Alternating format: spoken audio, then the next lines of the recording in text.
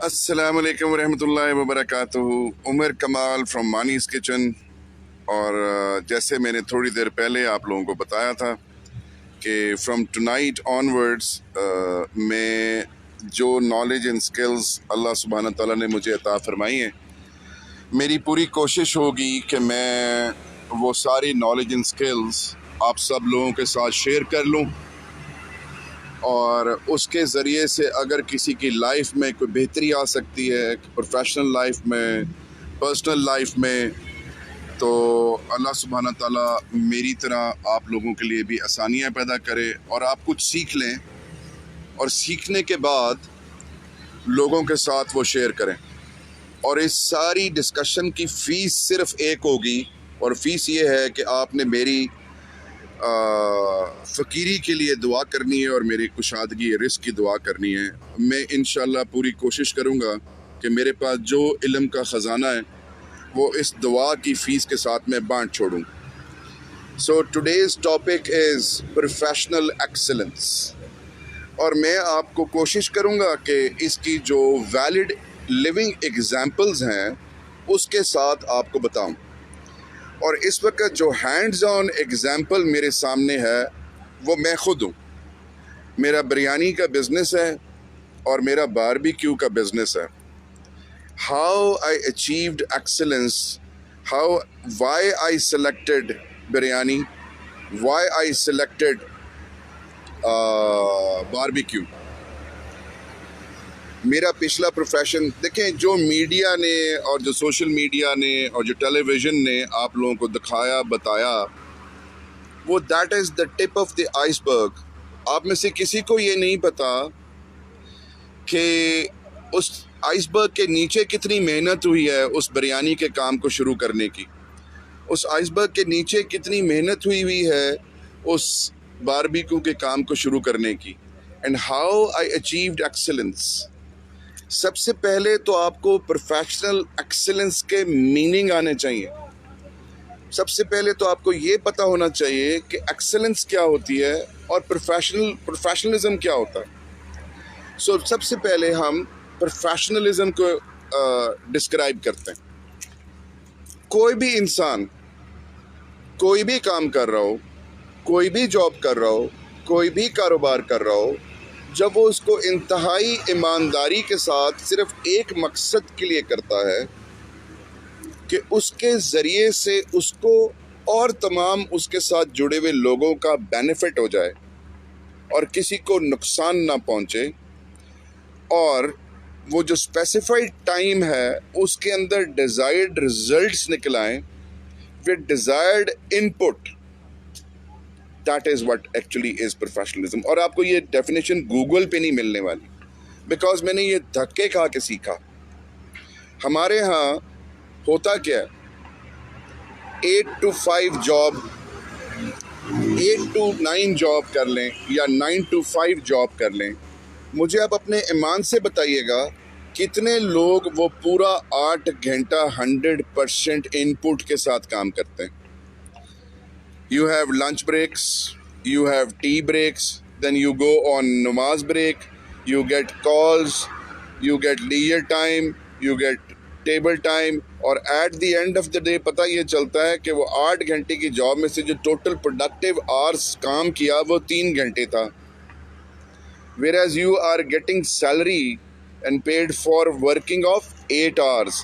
So out of 8 hours my experience, जो कि मैंने मुख्तलिफ अदारों में 15-20 साल काम किया और देखा, जो ट्रू इनपुट आवर्स थे वो 3 थे। कई जगह पे तो वो 1 घंटा था, बाकी सब चवलें मारते रहते हैं। So giving 1 to 3 hours input and expecting 100% output, भाई किसी बेवकूफ़ को तो शायद ये बात समझ आ जाए, अक्लमंद को नहीं आ सकती। So what professionalism is, once you make a commitment of anything, stand on it, give your 100% in it, regardless के आपको नुकसान होगा या फ़ायदा होगा। नफ़ा और नुकसान, you are no one to judge, क्योंकि वो आउटकम है। आउटकम भैया आपके इख्तियार में नहीं है। आउटकम सिर्फ रब की ज़ात में इख्तियार में है। आपके इख्तियार में सिर्फ एक चीज़ है और वो है input. So give your best and leave the rest, because अगर आपकी आजमाइश भी मकसूद है तो आपको हो सकता है डिजायर्ड आउटपुट ही ना मिले। सो आउटपुट की फिक्र किए बगैर जब आप इनपुट दे देंगे तो आप नेचर्स वे को फॉलो कर रहे हैं। मैं आपको एग्जांपल देता हूँ। आप एक ज़मीन में सीड लगाते हैं, बहुत प्यार से मोहब्बत से ज़मीन खोदते हैं और उसमें सीड लगा देते हैं। अब उसका आउटकम क्या है? आउटकम ये है कि वो सीड कोम्पल बनेगी, ज़मीन को फाड़ेगी और बाहर निकलेगी। कोम्पल पड़ा पौधा बनेगा, फिर आप उसकी टेक केयर करेंगे, धूप से बचाएंगे, कीड़ों से बचाएंगे, वो फिर आहिस्ता आहिस्ता बड़ा होता चला जाएगा, फिर दरख्त बनेगा, फिर ब्लॉसम होगा और फिर फ्रूट होगा। कोई शॉर्टकट है नहीं इस प्रोसेस का। सो इसी तरह आप जब कोई काम करते हैं, कोई बिजनेस करते हैं, कोई जॉब करते हैं और उसको ईमानदारी के साथ उसकी डिज़ायर्ड इनपुट्स पूरी करते चले जाते हैं, outcome is obvious. Outcome is obvious. लेकिन कैसे ऑब्वियस? जब आप इनपुट के ऊपर कॉम्प्रोमाइज़ नहीं करते। And when you don't compromise on the input, desired work hours, loyalty, hard working and saving yourself from all the distractions is professionalism. Professionalism हरगिज़ ये नहीं है कि आप ऑफिस में जाएं और ऑफिस के प्रिंटर से अपने बच्चों की किताबों के प्रिंट निकाल के लेकर आएं। ऑफिस में जाएं और ऑफिस के फ़ोन को अपनी पर्सनल फ़ोन कॉल्स के लिए यूज़ करें, या ऑफिस के इंटरनेट सिस्टम को अपने पर्सनल यूज़ के लिए यूज़ करें, और या अपनी पोजीशन को अपने पर्सनल गेन्स के लिए यूज़ करें। This is non professionalism. हमारे यहाँ मैंने प्रोफेशनलिज्म एक बंदे से सीखी इस्लामाबाद में। मैं गया सेंटोरस मॉल में, वहाँ एक स्वीपर था जिसके ज़िम्मे वहाँ पे लगे हुए शीशे साफ़ करना था। मैं 3rd फ्लोर पे खड़ा था और वो ग्राउंड फ्लोर के ऊपर वो हॉल के अंदर शीशे साफ़ कर रहा था। वो शीशा साफ़ करता था ग्लिंट से, उसके बाद 3 मुख्तलिफ तरह के कपड़े थे, फिर वो करके ये भी चेक करता था, फिर वो शीशे के साथ एंगल लगा के देखता था कहीं डस्ट रह तो नहीं गई, फिर वो शीशे के नीचे से जाके बैठ के देखता था कहीं निशान रह तो नहीं गया। उसको कोई नहीं देख रहा था। उसने शीशे को उस तरह से साफ़ किया जिस तरह से शीशे को साफ़ करने का हक बनता है, और उसको ना कोई देख रहा था। और उसके बाद उसने कैसे चेक किया कि वाकई शीशा जो है वो साफ़ हो गया? उसने शीशे के ऊपर ऐसे फिंगर की और आवाज़ आई। जब आप शीशा बिल्कुल साफ़ हो और उसको ज़ोर की फिंगर करें तो एक साउंड निकलती। तो फिर उसने शीशे को अंगूठा दिखाया, दैट यू आर क्लीन। मैंने प्रोफेशनलिज्म वहाँ से सीखा। वो चाहता तो एक कपड़ा लगाता और अपना काम कर लेता। सो हमें जब हम काम करें ना तो शीशे को इस तरह से चमकाना है, और शीशे को अपना काम समझ लें, अपनी जॉब समझ लें, अपना बिजनेस समझ लें कि जब हम एक से ज़्यादा दफ़ा उसको उतने प्यार से, उतनी केयर से उसकी हर डस्ट और उसकी अलाइनमेंट ठीक करेंगे, उसके अंदर अपना इनपुट डालेंगे, तो वो प्रोफेशनलिज्म के ज़मरे में आएगा। अब मैं आता हूँ कि प्रोफेशनलिज्म को एक्सेलेंस के साथ कैसे जोड़ते हैं। एक्सेलेंस है क्या? Why I am successful. और मैं अभी इसके एंड में बताऊंगा कि मैंने चूज़ क्यों किया बिरयानी चूज़ करने के पीछे क्या वजह थी, उसको इतना मज़े का कैसे बनाया, वो इतनी सेलिंग कैसे हो गई, बारबेक्यू क्यों चूज़ किया। फिर आपको पता चलेगा कि प्रोफेशनल एक्सेलेंस होता क्या है। सब आ जाते हैं एक्सेलेंस के ऊपर। आपका क्या ख्याल है कि मैं जब बिरयानी बेचने के लिए जाके खड़ा हुआ था तो लोगों ने मुझे बहुत पसंद किया था। 5000 लोग गुजरते थे, 5000 में से 4000 लोग मुझे हकारत से देखते थे, 500 हैरानी से देखते थे, और 500 जो है वो तारीफ़ करते थे, सलूट करते थे। यकीन कर लें, जो मुझे हकारत से देखते थे या कोई जवाब नहीं देते थे, मेरा एक फ़िक्रा होता था उनके लिए, यार कम से कम एक स्माइल ही दे जाओ। तो वो मजबूर हो जाते थे मुझे स्माइल देने पे। बिरयानी तो खरीदनी दूर की बात। और मैं अभी भी उन लोगों को, बहुत सारे लोग जो बिरयानी नहीं लेके जाते, उनको यही कहता हूँ, come on give me a sexy smile at least. और या मैं मेरी तरह के घुंघरियाले बालों वालों को मैं कहता हूँ कि सर आपके लिए तो शैम्पू भी है मेरे पास। सो एवरीबडी नोज दैट मैं ये मजाक करता हूँ। जो मेरी तरफ देखते भी नहीं थे, मैं उनको कहता था sir thank you for not looking at me, और यकीनन उनको एहसास होता होगा उन्होंने क्या किया। सो एक्सीलेंस वो है कि जब आपको कहीं से फेवरेबल कोई चीज़ ना मिल रही हो, उस पर भी रिएक्शन नहीं शो करना। मैं वहाँ पे बिजनेस करने गया, वहाँ पे अपना अखलाक बेचने गया, लोगों को अपने अखलाक से मुतासिर करने के लिए गया, अपनी मेहनत से मुतासिर करने के लिए गया। तो अगर मैं पेशेंस लूज़ कर जाऊँगा किसी भी लम्हे पे तो क्या होगा? ख़त्म। सो मेरे लिए हर वो आदमी जिसने मेरी तरफ हकारत से देखा, जिसने मेरी तरफ नफ़रत से देखा, जिसने मेरी आवाज़ का जवाब नहीं दिया, मेरे लिए वो एक चंदा बैटरी सेल था। मैं हर नफ़रत से देखने वाली आँख के बाद ज़्यादा मोटिवेट हो जाता था। मैं हर जवाब ना देने वाले के जवाब ना देने के बाद जवाब देने वाले से और मोहब्बत से मिलता था।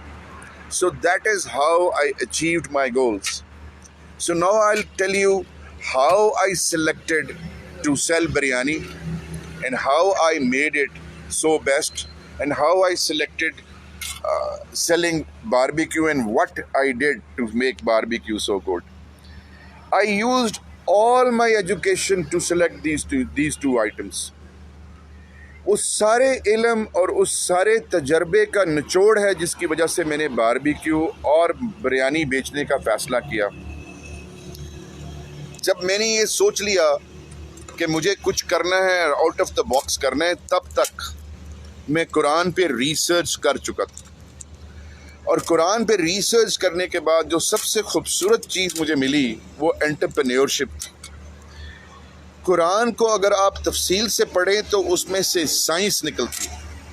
मैंने कुरान में से साइंस एक्सट्रैक्ट की। अगर आप फेसबुक के मेरे वॉल को स्क्रॉल करते जाएं नीचे तो आपको बेशुमार कुरानिक वर्सेस मिलेंगी। कौन सी? जिसमें से मैंने कुरान में से एक्सट्रैक्ट किया leadership skills, entrepreneurship, customer care, time management, conflict management, human resource management, professional excellence, emotional intelligence, ये सब कुछ, कम्युनिकेशन स्किल्स, सेलिंग स्किल्स, ये सब कुछ मैंने कुरान में से एक्सट्रैक्ट किया। सो आप लोगों को तो पता ही नहीं, जो लोग मुझ पे, बहुत सारे लोग जो देख रहे हैं कि शायद मैंने जाके बिरयानी बेचनी शुरू कर दी, बल्ले बल्ले हो गए। No, I extracted from the science of Quran and I implemented that on myself. So जब मैंने ये फैसला किया, मेरे ख्वाब बढ़े, मुझे पूरी दुनिया में जाना है, मुझे और बहुत सारे वेलफेयर के काम करने हैं, और उसके लिए मुझे बेशुमार पैसा चाहिए जो मेरी जॉब या मेरी कंसल्टेंसीज मुझे प्रोवाइड नहीं कर पा रहे थे और ना ही कर सकते। सो मुझे बेशुमार पैसा अर्न करना था। सो मैंने सबसे पहला काम क्या किया? मैंने सबसे पहले उस खालिक को अपनी तरफ मुतवज्जा किया, और उस खालिक को, उस सर जी को, उस मिठू जी को, उस डार्लिंग सर जी को, उस लाडू अल्लाह मियाँ को प्यार से कभी बुलाएं तो सही, देखें फिर वो आता है कि नहीं आता। और प्यार से बुलाने के बाद दरूद पाक पढ़ें कसरत से, अपनी निस्बत जोड़ें मोहम्मद सल्लल्लाहु अलैहि वसल्लम के साथ। जब तक आप अपनी निस्बत नहीं जोड़ेंगे मोहम्मद सल्लल्लाहु अलैहि वसल्लम के साथ, तब तक अल्लाह आपकी तरफ मुतवज्जा ही नहीं होगा। सो मैंने कसरत से सालों साल दरूद पाक पढ़ा और अपने मिट्टू जी की अटेंशन ले ली। अब दूसरा जो मेरे सर पे सवार था कि मैं मिट्टू जी के हजूर पेश कैसे हूँ कि मिट्टू जी को पसंद आ जाऊँ। मैंने रोज़े रखे, रमज़ान से 1 महीना पहले रोज़े रखने शुरू कर दिए। पूरा महीना रोज़े रखे, रमज़ान रखा, और रमज़ान के बाद भी 1 महीना रोज़ा रखा। इवन शुरू के बिरयानी बेचने के दिनों में भी मैं रोज़े के साथ होता था। 48 टेम्परेचर होता था, रोज़ा रखा होता था, और मेरा हशर नशर होता था। वही चीज़ मेरे रब को पसंद आ गई। आज मैंने कल एक खातून की वीडियो देखी, वो यूट्यूब पे ये क्लेम कर रही थी कि मैं उमर कमाल के ड्रामे को एक्सपोज करूँगी, तो वो एक्सपोज करे ना कि मेरी अल्लाह से कितनी मोहब्बत और दोस्ती है। मैं बुलाता कैसे हूँ, आप भी बुलाना शुरू करते हैं, देखें अल्लाह आपसे मोहब्बत करता है कि नहीं करता। जब मेरे ये यकीन हो गया कि मुझे अल्लाह की तवज्जो मिल गई, एक्सीलेंस है ये सब कैसे करते हैं, फार्मूला बता रहा हूँ आपको। दरूद पाक पढ़ के मैंने अटेंशन ले ली, रोज़ा रख के अपने आप को पाक कर लिया, उसके हजूर पेश होने के काबिल बना दिया। एंड आफ्टर दैट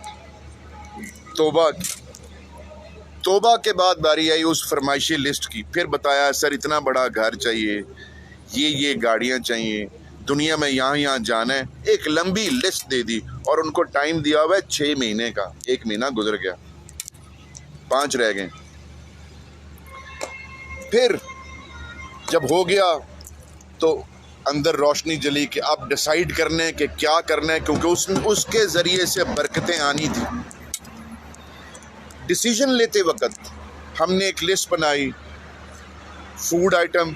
मानीज किचन 4 साल से हमारा चल रहा। हमने नाम रख लिया था मानीज किचन, यूट्यूब चैनल बना लिया था, घर में मानीज किचन का हमने कुकिंग स्कूल बना लिया था, 4-5 क्लासेस भी कर ली, कैटरिंग भी शुरू कर ली। जाएं मानीज किचन के पेज पे देखें, यूट्यूब पे देखें, 3 साल पुरानी वीडियोस मिलेंगी आपको। लेकिन हम उसको कोई सही तरह से कर नहीं पाए, हमें कोई पुश नहीं मिला, हमें पुश चाहिए था। हम फिर बैठे, मैं और my wife sat down together. फिर हमने कहा क्या करना चाहिए। इस्लामाबाद तो हमने छोड़ना नहीं, हम रिलोकेट हो गए और मरते दम तक इंशाल्लाह यहीं रहेंगे।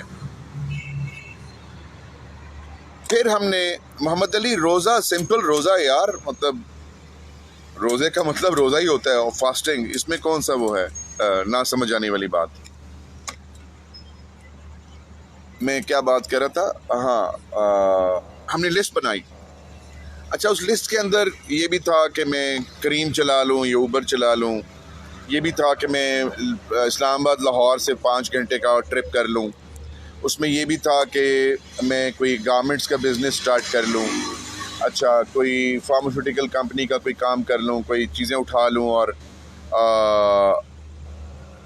कुछ फार्मास्यूटिकल की कोई आइटम उठा लूँ और दूसरे शहर में ले जाके बेचूँ। मोहम्मद अली, कोई खुदा का वास्ता, रोज़ा सिर्फ भूख नहीं होता, रोज़ा basically you are distracting me son, let me finish, फिर आप मुझसे ये बात कर लीजिएगा। मुझे आके लाइव में पूछने की बजाय मुझे आके वैसे डायरेक्ट कॉल कर लीजिएगा या मैसेज में पूछ लीजिएगा। सो हमने जब वो लिस्ट बनाई तो उसमें ABC कैटेगरी रखी। पूरे इस्लामाबाद रावलपिंडी में कहीं बिरयानी अच्छी नहीं मिलती, अगर आपको कहीं खाने के लिए जाना हो तो बिरयानी अच्छी नहीं मिलती। तो एक तो हमने चूज़ कर लिया कि हम बिरयानी बनाएंगे, और बेगम मेरी बड़ी अच्छी बिरयानी बनाती है, लोग बहुत तारीफ़ करते थे, तो हमने कहा एक तो हम बिरयानी बनाएंगे और वो बेचेंगे। दूसरे नंबर पे बारबेक्यू कहीं अच्छा नहीं मिलता, उसमें मैं एक्सपर्ट था। ये 2 चीज़ें हमने डिसाइड कर ली कि हमने करना है। अब ये करना कैसे है, पैसे थे नहीं, 5-10 हज़ार रुपया था, 5,000 हमने घर के सामान के लिए रखा और 5,000 का हमने सोचा कि हम बिरयानी के ऊपर इन्वेस्ट करते हैं। हमने बिरयानी के ऊपर इन्वेस्ट किया। अब ये सवाल ये पैदा होता था कि क्या किसी की दुकान पे जाके रखें, क्योंकि हमने बीच में ये करके देखा था, PWD में एक रहमत बेकरी है, हमने वहाँ पे अपनी बनाना ब्रेड्स रख के बेचने की कोशिश की थी, बट हमें बहुत अच्छा रिस्पांस नहीं मिला था। हमने शाहीन पे भी पता किया, हमने डी वॉटसन पे भी पता किया, हमने पंजाब कैश एंड कैरी पे भी पता किया, और हमने बहुत सी जगहों पे अपने फूड आइटम्स रख के चलाने की कोशिश की, नहीं चलते थे, नहीं रिस्पांस मिलता। तो हमें समझ ये आया कि हमें किसी पे डिपेंड नहीं होना। सो पहली चीज़ जो हमने सीखी कि नॉन डिपेंडेंसी ऑन एनीबॉडी। सो उसके बाद हमने ये डिसाइड किया कि नहीं, मैं खुद बेचूंगा। कहाँ बेचूं, दुकान तो थी कोई नहीं। तो फिर बहुत सारी जो सोशल मीडिया के ऊपर ख़बरों में आगे पीछे हम भी देखते रहे कि लोग ठेले लगा रहे हैं, तो ये कर लें। तो हमने कहा भैया हमारे पास तो गाड़ी है, अल्लाह का शुक्र है, गाड़ी में बेचते हैं। सो मैंने डब्बे गाड़ी में बेचे और पहले दिन चला गया। बाकी आपको सब स्टोरी पता है कि क्या हुआ क्या नहीं हुआ, कितना मुश्किल था, लेकिन वो काम हमने कर लिया। अब मैंने बिरयानी बेचनी शुरू कर दी, क्वालिटी बहुत अच्छी थी, डे वन से हमने 300 रुपया उसकी प्राइस रखी और उस पर आज तक कॉम्प्रोमाइज़ नहीं किया, किसी को 4 आने कम नहीं कर। बेहतरीन क्वालिटी बेचता हूँ, बहुत प्यार से बेचता हूँ। सो एक्सीलेंस आ गई, प्रोफेशनलिज्म आ गया कि मैं क्वालिटी पे कॉम्प्रोमाइज़ नहीं कर रहा। मुझे अभी भी कोई कहता है मुझे 1000 डब्बा चाहिए, कितना डिस्काउंट करेंगे, तो मैं कहता हूँ सर डब्बे की प्राइस है 300। वो कहता है बिल्कुल। वो कहते हैं आप डिस्काउंटेड प्राइस बताएं, तो मैं उनको बताता हूँ कि 450 रुपया डिस्काउंटेड प्राइस है, क्योंकि जब मैं क्वालिटी पे कॉम्प्रोमाइज़ नहीं कर रहा तो मैं प्राइस पे कैसे कॉम्प्रोमाइज़ करूँगा। And then I provide the best. और जिस दिन अगर कोई गड़बड़ हो जाती है, हमसे गड़बड़ शुरू में हुई, हमने बिरयानी बेची नहीं, हमने कहा बेचनी ही नहीं, पहले इस गड़बड़ को ठीक कर लें, अपनी रेसिपी इंप्रूव कर लें, फिर जाएंगे। बीच में मैंने 9 दिन का गैप लिया, हम रोज़ पकाते थे, अपनी रेसिपी को इम्प्रूव करते थे और फिर दोबारा से हमने स्टार्ट किया।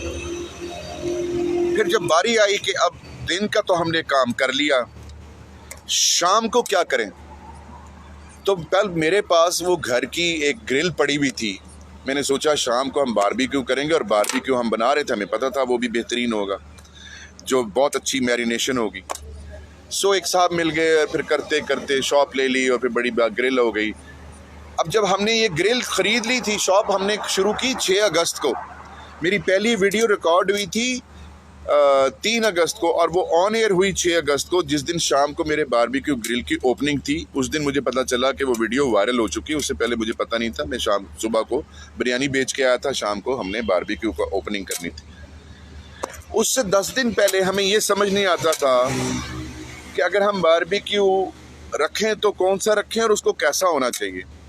फिर वो जो एजुकेशन मैंने हासिल की, वो जो धक्के मैंने खाए, वो जो नॉलेज मेरे पास थी, उसको यूज़ किया। मेरे बहुत सारे दोस्त, अल्लाह उन सबको जो है ढेर सारी तरक्कियां कामरानियाँ अता फरमाए, जो मेरे साथ मुश्किल वक्त में खड़े रहे, उनके पास दोबारा गया और एक दोस्त ने मुझे 50,000 रुपया भेजा।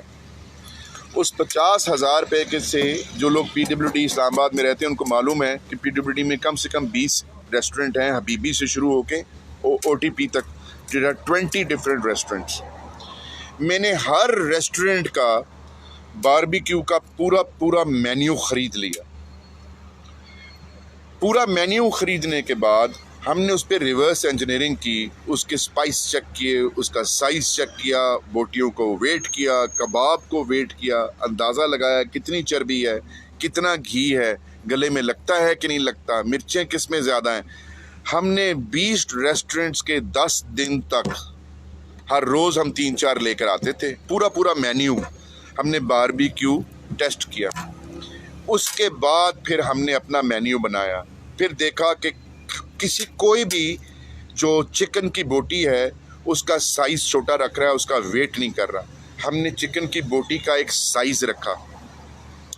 हमने चिकन ख़रीदा 1 किलो में से हमने उस साइज़ के पीसेस बनाए। 45 ग्राम्स का हमने एक पीस निकाला और वो उसका साइज़ एक बड़ा रखा, स्टैंडर्ड साइज़। सो अब जब हम चिकन ख़रीदते हैं तो हमारा शेफ़ एक पीस को वेट करता।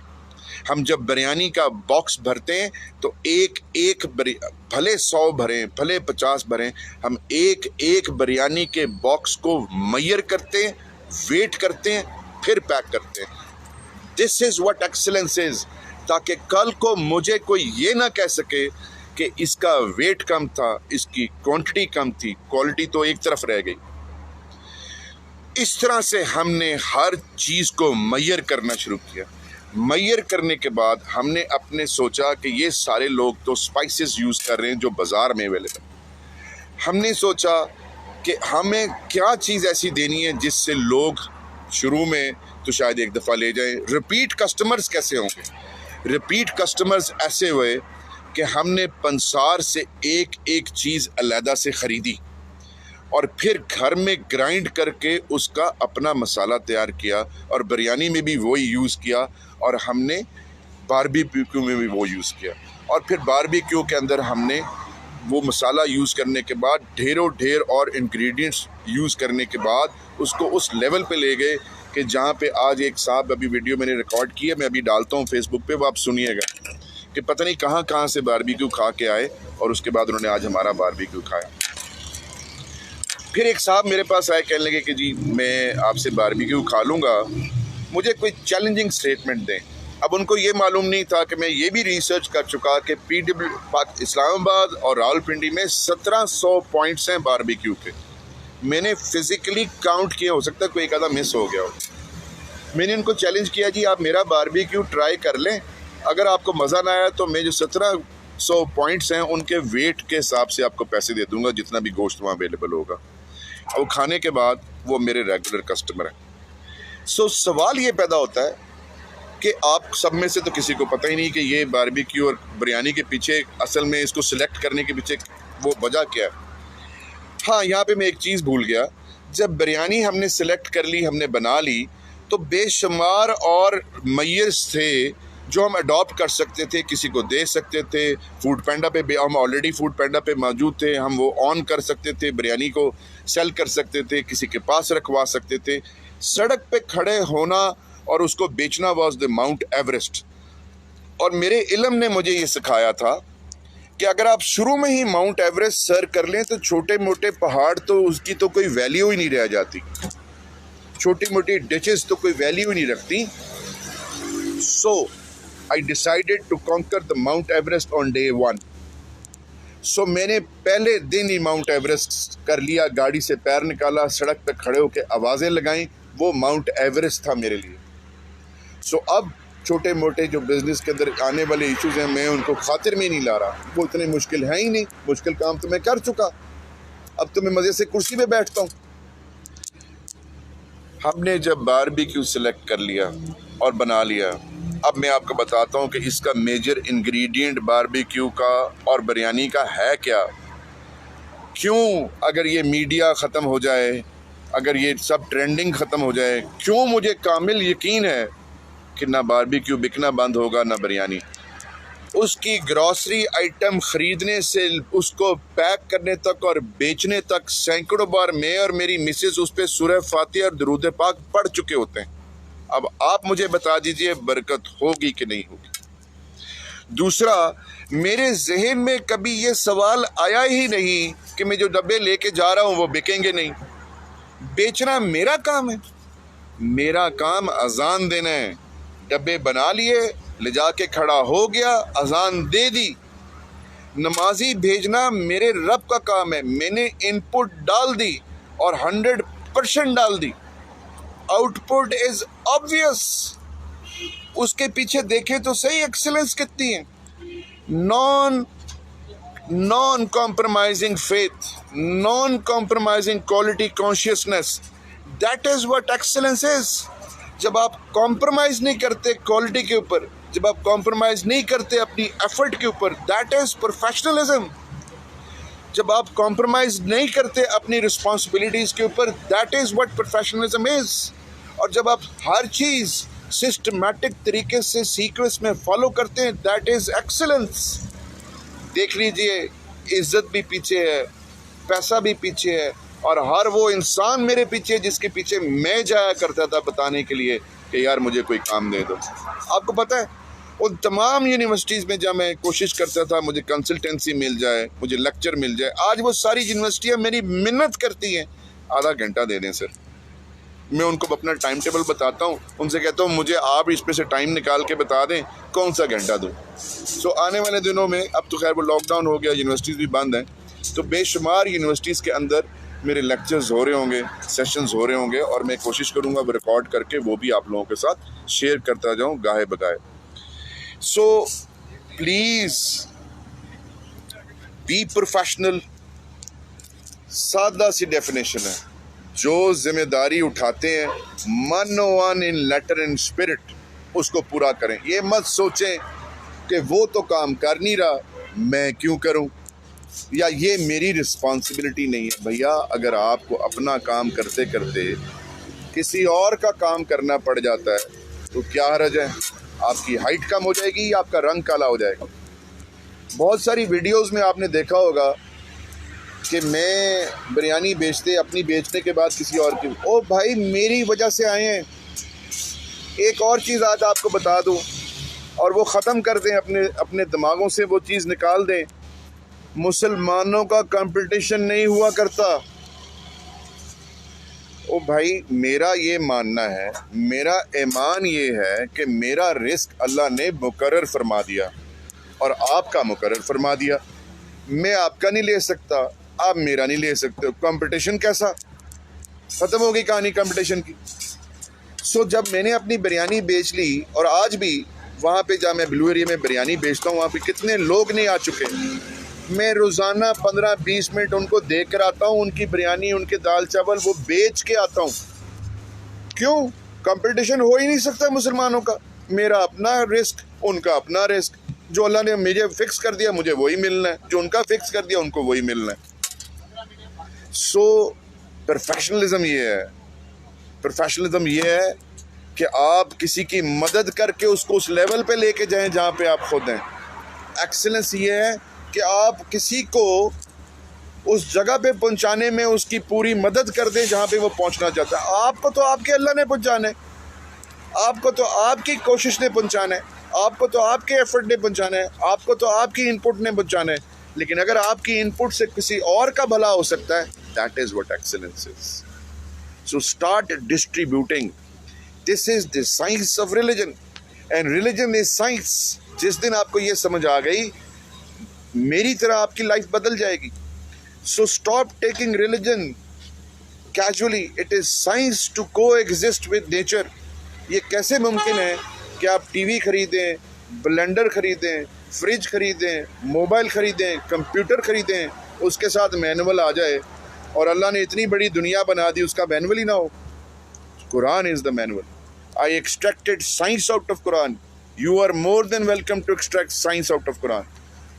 मेरा जो कुरान से साइंस मैंने एक्सट्रैक्ट की हुई है, वो मेरे वॉल के ऊपर वो सारी जो कोट्स हैं, वो सारी वर्सेस हैं, नीचे डाउन स्क्रॉल करें, साल 1.5 साल पहले आपको मिल जाएंगी। Quranic verses pin point accuracy के साथ सब कुछ वहाँ से मिलेगा। प्रोफेशनल एक्सीलेंस वहाँ से मिलेगी, एंटरप्रेन्योरशिप वहाँ से मिलेगी, लीडरशिप स्किल्स वहाँ से मिलेगी, कॉन्फ्लिक्ट मैनेजमेंट वहाँ से मिलेगा, कस्टमर केयर वहाँ से मिलेगा, सेल्स वहाँ से मिलेगा। सो खुदारा एक्सीलेंस के पीछे दौड़िए, ये दुनिया आपके पीछे दौड़ना शुरू कर देगी। मेरा दोस्त इस वक्त यहाँ पे एक ऑनलाइन है, गयास, आपको अस्सलाम वालेकुम।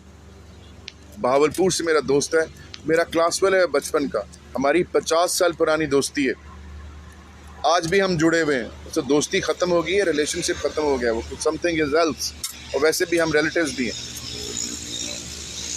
फार्मास्यूटिकल बिजनेस के अंदर है। Ghiyas, I need your help, मुझे कॉल कर ली ज़रा, फार्मास्यूटिकल के हवाले से मुझे हेल्प चाहिए, मुझे कॉल कर लें if you are listening to me. So बहुत सारे डॉक्टर्स हैं, बहुत सारे इंजीनियर्स हैं, बहुत सारे और जॉब करने वाले हैं, बिजनेस का सोच रहे हैं। भैया कीजिए, लेकिन पहले अपना होमवर्क कर लीजिए। बिरयानी और क्या है हमारा, हाँ, बारबेक्यू, मुझे कोई ब्लैकमेल नहीं कर सकता, मुझे कोई ये नहीं कह सकता कि हम कल नहीं आएंगे भाई, ना आए। जब कोई नहीं था मैं अकेला कर रहा था, मेरे वेटर्स नहीं थे, मैं खुद कुर्सियाँ उठा के रख रहा था। सो काम वो चूज कीजिए जिस पे आपकी डिपेंडेंसी ऑन अदर्स ख़त्म हो जाए। सीख लें पहले, फिर शुरू कर दें। बिजनेस करना है, गारमेंट्स का करना है, आपको गारमेंट्स बनाने आने चाहिए खुद। मैंने एक दफ़ा गारमेंट्स का बिजनेस किया था, 1.5 साल में फ्लॉप करके फारिग हो गया। वजह, मुझे पता ही नहीं था कि पैंट कैसे काटते हैं, शर्ट कैसे काटते हैं, काज कैसे करते हैं, सिलाई कैसे लगाते हैं, मुझे सिलाई करना ही नहीं आता था। So I was dependent on my कारीगर, उन्होंने साल में बेच के फारिग कर दिया। वहाँ से सीखा मैंने। सो कोई ऐसा काम, कोई ऐसा कारोबार जिसमें आप खुद इन्वॉल्व नहीं हैं, जिसमें आप डिपेंडेंट हैं अपनी लेबर के, जिसमें आप डिपेंडेंट हैं अपने वर्कर्स के, भैया उसको शुरू में अस्सलाम वालेकुम कर दें, क्योंकि उसने आपको अल्टीमेटली डबोना है। सो एक्सीलेंस ये है कि आप वो काम चूज करें अपने लिए जो आपको खुद करना आता है। बिरयानी मेरी बेगम को पकानी आती है, बारबेक्यू मुझे बनाना आता है, मैं वेटरी भी कर लेता हूँ, मैं झाड़ू भी लगा लेता हूँ, मैं सारा कुछ कर सकता हूँ। अब मेरे पास टीम है और मेरी टीम को पता है कि वो मेरे से कोई चीज़ छुपा नहीं सकती। सो नतीजा सक्सेस। एक किसी ने कहा जी कि ये बिरयानी बेच के एक रातों रात अमीर कैसे हो सकते हो? वो अल्लाह की दोस्ती से अमीर होता है बंदा। वो मिट्टू जी से बातें तो करें, उसको लिस्ट तो दें अपनी, वैसे बने तो सही जो मिट्टू जी को पसंद आ जाए। देखें फिर बारिशें होती हैं कि नहीं होती। बियॉन्ड एक्सपेक्टेशंस हो जाता है मामलात।